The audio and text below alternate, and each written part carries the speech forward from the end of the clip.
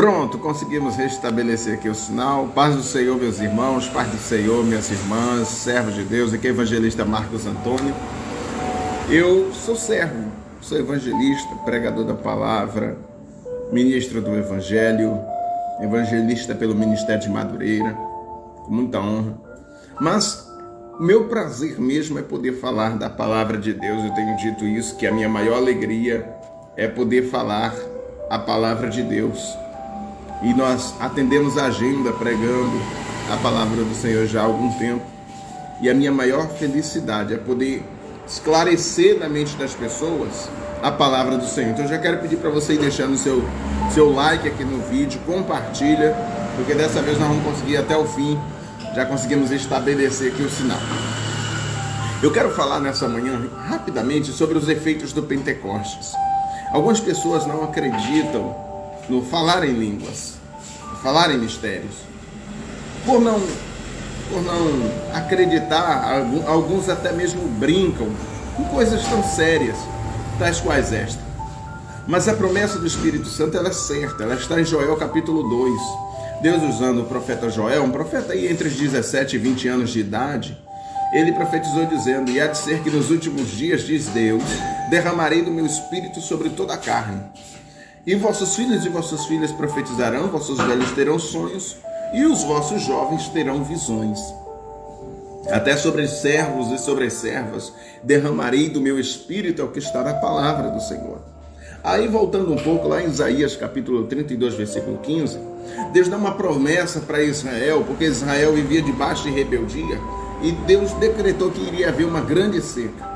Mas o profeta e o povo no seu anseio disse assim: até que Deus derrame o seu Espírito lá do alto, aí a terra seca se tornará um manancial.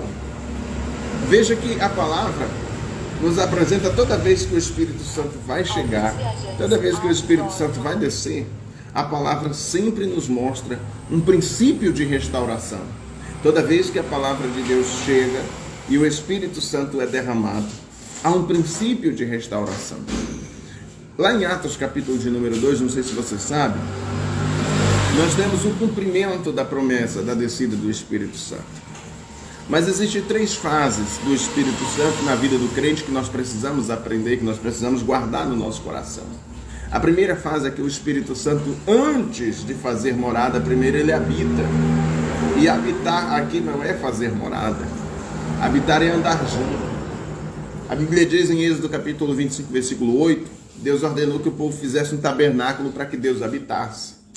Depois Davi desejou construir um templo para o Senhor, e Deus disse em 1 Crônicas capítulo 7, que se o povo desobedecesse, Deus levaria aquele templo à destruição, e foi o que aconteceu. A Bíblia diz que quem destrói o templo do Senhor, Deus o destruirá. E assim as pessoas hoje estão destruindo o seu templo, o seu corpo, com prostituição, com adultério, com mentira, com falcatrua e com tantas outras coisas, estão perdendo a direção. E Jesus disse um negócio interessante, ele disse: porventura, quando o Filho do Homem vier, ele encontrará fé sobre a terra? Eu estou apenas estabelecendo aqui a raiz dessa árvore que eu quero construir na sua mente. Veja que a Bíblia ela é muito clara, ela é muito objetiva, quando ela declara que a presença de Deus na vida de uma pessoa não depende de Deus, depende da pessoa, é a pessoa que tem que querer, a pessoa que tem que ansiar. Se você não anseia pela presença de Deus, a presença de Deus não vai estar com você, é simples assim. Então, o objetivo dessa live é apresentar para você os efeitos do Pentecoste. O que é o Pentecoste? O Pentecoste era uma festa que acontecia em Israel. No período das principais festas tinha o Pentecoste. Então tinha a festa do tabernáculo, tinha a festa do Purim e tinha a festa do Pentecoste.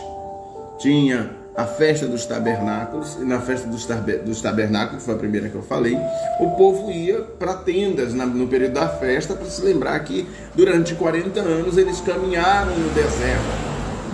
Depois tinha a festa da Páscoa, e na Páscoa eles comiam ervas amargas e cordeiro, para se lembrar do dia que eles saíram da terra do Egito. Depois eles tinham o Pentecoste. Então eles tinham tabernáculo, Páscoa e Pentecoste. O Pentecoste era a festa da colheita.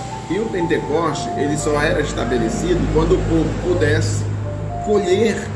Então, quando eles colhessem a sua primeira colheita, eles traziam para o Senhor como oferta. Essa era a festa do Pentecoste. É por isso que o sentido real de Pentecoste é obra missionária. É ganhar almas. Não é esperar que as almas venham, mas é ir até onde as almas estão. Por isso que eu falei ontem que eu não sou louco de dizer que eu não tenho oportunidade. Porque as oportunidades estão nos bancos, nas filas de bancos.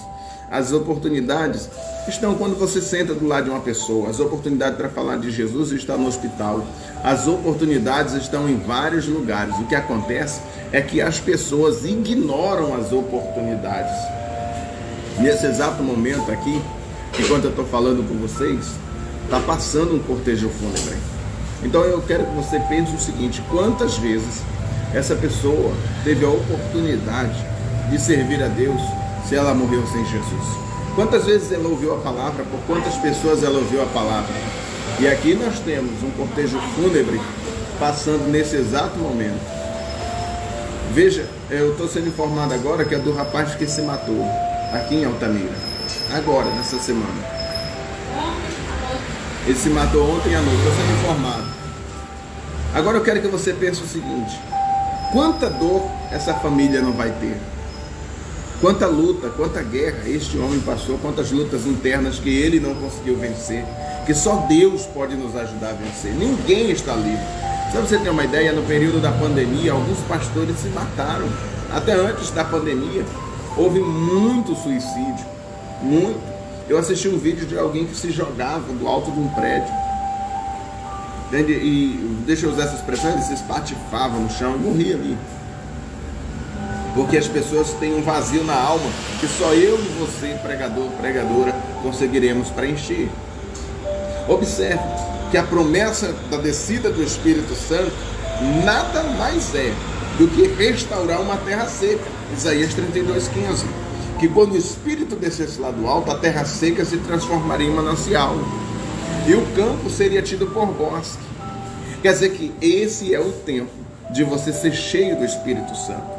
Joel profetizou.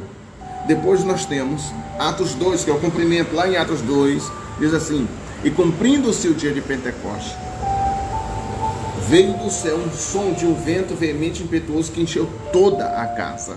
Quer dizer, o Espírito Santo quer encher você por completo. Não ficou um dos 120 crentes que estavam lá que não falassem línguas, e a evidência foi o falar em línguas. A evidência de que o Espírito Santo está de fato na sua vida é falar em línguas. Alguém perguntou assim para mim: ô irmão, quer dizer que para ser cheio do Espírito Santo eu preciso falar em línguas? Para falar em línguas você precisa estar cheio do Espírito Santo. A boca só fala do que o coração está cheio. Então a Bíblia diz no versículo 4: e todos foram cheios do Espírito Santo e começaram a falar em outras línguas. Essa é uma das primeiras evidências do Pentecoste, uma das primeiras evidências do avivamento. Depois, em Atos, capítulo de número 10, versículo de número 44, nós temos o povo gentil na casa de Cornélio falando em línguas. Depois nós temos Atos, capítulo de número 19, eu estou abrindo a Bíblia aqui junto com você. Atos, capítulo 19, Paulo chega em Éfeso e pergunta: vocês são batizados no Espírito Santo? E eles dizem: não, nós nunca ouvimos nem que existe batismo, nós somos batizados no batismo de João. Aí Paulo ensina sobre Jesus, batiza eles em nome de Jesus. Ao sair ele impõe, versículo 6, impondo-lhes Paulo as mãos sobre eles, o Espírito veio sobre eles o Espírito Santo, e falavam em línguas e profetizavam. Está na Bíblia, Atos 19. Não tem como ignorar o que está na palavra. Está na Bíblia. A evidência de que você é cheio do Espírito Santo é falar em línguas. Você ter o Espírito Santo te transforma num crente. Muda a tua índole, muda teu jeito de pensar, muda teu jeito de falar. Mas ser cheio do Espírito Santo é outra história, é outro patamar, é outro negócio. Ok? Você está entendendo? Você consegue entender?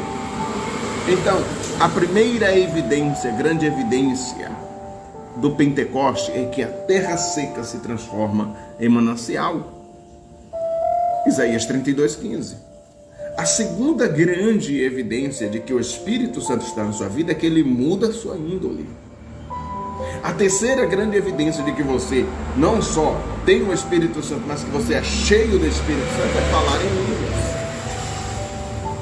Que a unção de Deus, que a graça de Deus esteja sobre a sua vida. E que o poder de Deus esteja sobre você. Mas entenda isso. Não é porque você é cheio do Espírito Santo que você vai estar livre de passar por lutas.